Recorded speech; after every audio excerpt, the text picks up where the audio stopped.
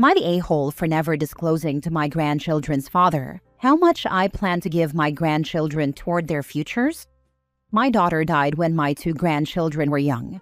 My son-in-law remarried and created a blended family of his, hers, and theirs.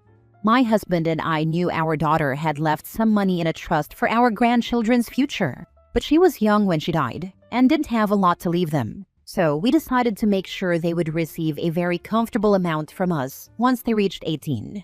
This was to help with college, or pay for a house, or to allow them the ability to train for their dream careers. We never told our son-in-law. This was done so we would not be asked to split the money between all the children, and so our grandchildren would not be prioritized less by their father or his wife. This money was not supposed to act as child support or money for the household. It's for my grandchildren. Our oldest grandchild graduated 2 years ago, and we gave her access to the money, and she never told her dad. Our youngest grandchild graduated this year and was quick to set up a high-interest savings account, and he made the choice to skip college to pursue a different path toward his career. This led to a conversation where my son-in-law learned about the savings. My son-in-law's wife was furious with my husband and me for not disclosing the money to them years before. My son-in-law was hurt we chose to do this instead of giving something to all the children. He said that us not telling him added to his hurt because he had hoped we would want all the children to have the same start in their adult lives. He felt like we should have told him so he and his wife could plan accordingly. My youngest grandchild moved in with us after the trouble started, and both my grandchildren have discussed the issue with their dad several times. But he still insists my husband and I should have told him. Am I the a-hole? Now for the top comments. Not the a-hole. It's plain to see that your original plan was wise. You'd have been having to deal with this endless, rude entitlement the entire time. The kid's dad literally did everything they expected to a T. He could not have been more predictably selfish. Thank goodness OP did things the way they did. I'd make it clear how disappointed in him they all are for being so cravenly greedy. And at least the kids are over 18 now, so they can disappear like they did. It's very sad to see a family splintered like that just because of money. You'd think the father would be glad that the older 2 were financially secure, thanks to their late mother and their grandparents. It meant that their father would be able to provide better for the younger ones. You were right to do what you did. He did expect you to give to not your grandchildren, who you owe nothing to because they aren't your family. If he keeps having a tantrum about it, he's going to lose your grandchildren, not the a-hole. I fear that has already begun. They're not happy with the reaction their dad had to all of this. I'm sorry for the loss of your daughter, but I feel you need to point out to your grandchildren's father that the playing field between his kids will never be equal. Your grandchildren had to grow up without their mom. His other kids have 2 parents. The money you've given to your grandchildren is basically you giving them what your daughter would have if she were still here. Next story. Am I the a-hole for telling my husband that I am going back on our agreement and I don't care if he cries about it? My husband and I, both 32, have been together since we were 19. Our entire relationship feels like it just blew up in my face basically, and I can't tell if I am overreacting. So, we both wanted 1 child, and we have planned this for years. We wanted everything perfect first. The home, the careers, the savings, the investments, the nest egg, etc., etc. Because we both knew from very early on that once we had a baby, I would be staying home full-time and raising our child. His brother's life was unfortunately cut short by a daycare worker when he was just 5 months old, back in 2017. So daycare wasn't an option basically, and we needed to make sure our ducks were in a row so I could stay home and be a full-time parent. 2 years ago, we were sitting on $500,000 in investments, a few nest eggs in different types of savings and bonds accounts. We bought the house. We even bought a damn boat. Everything we planned for fell into place finally, and we started trying for a baby. We now have a perfect 4-week-old daughter. I have been out of work since I was 5 months pregnant due to placenta abruption, but otherwise everything went fine. She's perfectly healthy, was a good weight, and I bounced back from the delivery fairly quickly because of how much of a support system my husband was. He did more than his fair share while still working full-time, which is partially why I cannot tell if I am being dramatic or if this is hormones or PPD or whatever. Like, I am legitimately livid. So basically, earlier this afternoon, I get a phone call from DHHS to go over health insurance options and whether or not the baby is eligible for state insurance based on our income. I had already given DHHS all of our info, social security numbers, DOB, etc. when they called yesterday and was just waiting for all our info and assets to be pulled. Anyway, she calls and says we aren't eligible because my husband makes too much money and that we will need to add her to our private insurance. Absolutely no problem at all. I kind of figured that anyway. But then she offhandedly mentions that my husband is making $10,920 monthly gross and that the cutoff for state insurance is $7,830 monthly gross. Well, here's the issue. For months, my husband has been telling me that he only makes $6,000 a month after taxes.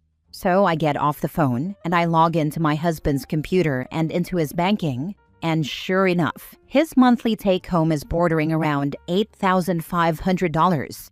He is transferring everything over $6,000 into an account I didn't even know existed. So I call him out on it, and he breaks down and tells me that he just wanted something that was only his. Please keep in mind that all of my money has always gone into our joint account that he uses on a daily basis. So he is hiding money from me so he can have his own money while plugging away at mine. Over $45,000 he has sitting in that account. While telling me last week that we couldn't have steak for dinner because spending $38 on 2 steaks was a waste of money. So I told him I am putting the baby in daycare and going back to work because obviously I need to safeguard myself if he is hiding away money. Something feels off about it, I don't know. He instantly started crying, see above for daycare trauma. But I truly just don't trust him financially anymore. I no longer feel secure here. I said I changed my mind and I don't care if he cries about it. Am I the a-hole? Not the a-hole. It appears to me that he has already gone back on your agreement by deceiving you about his finances. If he wanted something that was his, you could have agreed to have separate personal accounts as well as joint accounts that fund your regular expenses. Why didn't it occur to him that you might want something that was just yours? I wouldn't trust him either. With that kind of money, if he doesn't want your child in daycare, perhaps he should pay out of his funds that he has been hiding whatever the extra would be for a nanny. Yup. If he doesn't want the kid in daycare, $45,000 is a good start on a nanny. Not the a-hole. Yeah, there are some red flags here and you should definitely start looking out for yourself. Boundaries are important. Hiding money after years of shared finances is a huge breach. This is financial infidelity. You trusted him with all the money, and he went behind your back then literally cried about it. He's not upset he did it. He's just very, very sorry he got caught, and there will be consequences. Financial infidelity. I didn't know that was a thing. My wife would hide money from me all the time, or lie about spending it. Spent $100,000 in 3 months. Blew through $10,000 FEMA gave us to fix our house. Definitely felt like the same betrayal as cheating. Next story. Am I the a-hole for telling my dad his new baby isn't my grandparents' grandchild and he needs to accept they won't be honorary grandparents for his new baby? My mom died 7 years ago. I, 19 male, was 12 and my sister, 21 female, was 14. After mom died, things changed in the family in big and small ways. My dad had never been close to mom's family. They were civil, but never considered each other family. My dad always said he would happily skip family celebrations with mom's family if she had been okay with it. He never felt like he needed to be there. With mom gone, he stopped going and let us be over there without him as much as we wanted. Our grandparents and other family were never bothered by this. Last year, my dad remarried. His wife has a 6-year-old, and now they have a baby together. My dad invited my grandparents, aunts and uncles, and my cousins, 16 or older, to the baby shower for the new baby. They all let him know in advance they would not be going, and they asked why they were invited in the first place. My dad said he figured they would treat the new baby and his stepchild like family, and they said no. They told him they had no reason to have a relationship with his child. My dad still expected them to send gifts, but they didn't, and they didn't congratulate him when the baby was born. He complained to me and my sister a few times, and we told him we didn't get his reaction. So he'd bring up how we're their grandkids, and for the sake of family harmony and making us feel like a family, they should be inclusive. A couple of days ago, Dad and I ended up arguing about this very thing. He was bad-mouthing all the family members, and he said they were helping maintain the distance between me and my sister and the baby. He said he knows we don't see either child as our true sibling, and our family could help with that. And he said they should be happy to have more grandkids. I told him he needs to get over it, because his new baby isn't their grandchild and isn't their family. Dad told me that's the choice they're making and blood doesn't need to be involved. I said they have nothing to do with the baby and never will. And he's the only person, other than his wife, who expected any different. My dad went on a rant about how I'm viewing it poorly and how I should be expecting a relationship between my family members. He said I am supporting the exclusion of a baby and a young child. Am I the a-hole? You and your maternal family are the a-holes. He lost his wife. It wasn't something he planned to happen. He's trying to rebuild his life.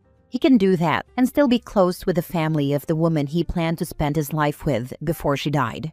Your maternal family cutting him out of their lives for the most part, and you having an issue with him trying to live after loss, is really crappy of you. He didn't kill your mother, and he suffered too. Grow the heck up. That's your sibling. You should also have an issue with your grandparents being less than accepting toward them. He was never close to my mom's family. He never saw them as his family. The only reason he went when Mom was alive was for her feelings, but he was hoping he would have stayed home otherwise. He's not a stranger, but they have nothing to do with each other. Other than my dad inviting them to the shower, they had not talked in years. So I don't know why you'd expect them to reach out and congratulate him. He's not a friend or family member to them, and he has stated they're not his family. He also never reached out to congratulate any of them on weddings or babies since Mom died. Not the a-hole. Your dad's deluded. Plus the fact there's a massive age gap between the kids, of course they won't be close. You see this even with full bio siblings. My oldest brother is 12 years older than me and we barely speak. And we're both adults, haha. It's just life. My oldest brother is 12 years older too. I love him dearly, but we rarely talk. We see each other every few years. We haven't lived with each other since I was 6, and that was 41 years ago. Of those 41 years, we only lived in the same state for about 7. It's hard to have a really deep bond under those circumstances. Last story. Am I the a-hole? Brother-in-law and sister-in-law are cutting us off for not caring about their children's well-being. Wife and I got married back in January. We had a small wedding, about 30 people, at a venue that was not very kid-appropriate, even though I don't feel that's relevant. We don't have kids and had kindly asked that the event be adults only. My wife's brother and his wife were invited and have 2 kids with whom we are not close. We basically see them once a year on Christmas or Thanksgiving, despite them living only a couple of hours away. Long story short, they got upset that we didn't explicitly invite the kids. They never reached out until a day before to tell us they have strong feelings about the kids not being invited, and ultimately ended up telling us they have found it impossible to have a relationship with us, etc. Now, just for the record, anytime we were in their city, we reached out to try to hang out, and there was always a reason they couldn't. Her mom is in town, they are going to a golf tournament, etc. Basically, it feels like the only time we would hear from them or see them was because they needed something, but no effort was ever put in for anything else. The same goes for my wife's parents. They get asked to babysit constantly, even though that often requires a few hours of travel and whatnot.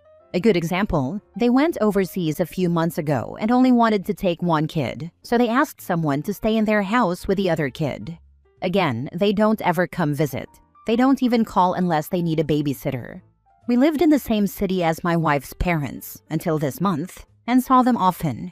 We had a dog that was not able to be boarded for various reasons, so if we were unable to find another pet sitter, we would ask them to watch her for a couple of days if we needed to go out of town. In the years we have been doing this, we have rescheduled our travel plans to make sure that we didn't ask them to look after the dog when they were going to be taking care of the kids. Fast forward to a few months back. We made plans to go out of town for a couple of days, months in advance, and we had no pet sitter available, so we asked them to watch our new puppy, who also can't be boarded yet. They said no problem, so we booked our airfare and got everything lined up. About 2 weeks before we left, brother-in-law and sister-in-law reached out to my wife's parents because they wanted to go out of town that same weekend to go to a friend's graduation and didn't want to take the kids.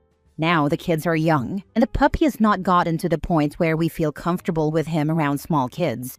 2 reasons for that. 1, we wouldn't want him to hurt one of them. And 2, we know that if the dog and kids are there and have to be kept separate, the kids will take priority, of course, and he will likely be locked up in a bathroom or something the whole time we are gone.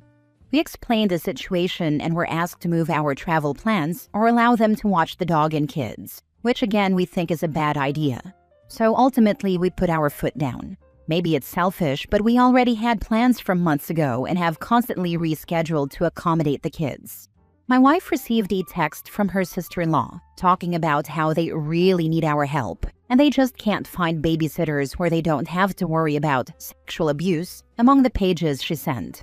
Again, we told them it's a bad idea. We are sorry that things didn't line up this time, but it's really not up for negotiation. My wife is convinced that if one of the kids got hurt, they would literally sue us, if that gives any context. After a bunch of these messages trying to guilt us, my wife had enough and stopped responding. Neither we nor my wife's parents heard from them for months. My mother-in-law tried to reach out and they never responded. So for her nephew's birthday a couple of weeks ago, she sent him a card with a gift card. Today we got a package from them. Inside was this unopened card and a handwritten note that said, "We are returning your gift so there is no misunderstanding. We are no longer allowing you access to our children and you will not have contact. The decision is due to the ongoing lack of care to our kids as a part of your life and your lack of care over their well-being with our recent trip.